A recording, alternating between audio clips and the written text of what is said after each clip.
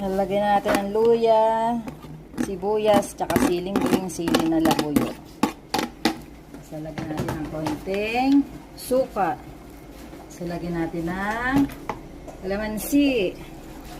So, lagyan natin ng konting asukal. Tapos, lagyan natin ng konting asin.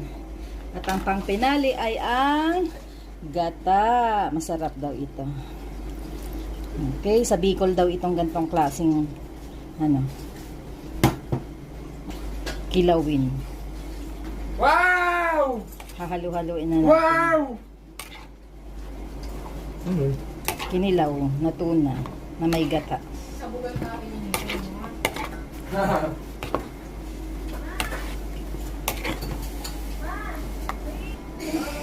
Kulang pa pala ng paminta. Wala pang paminta. Okay na.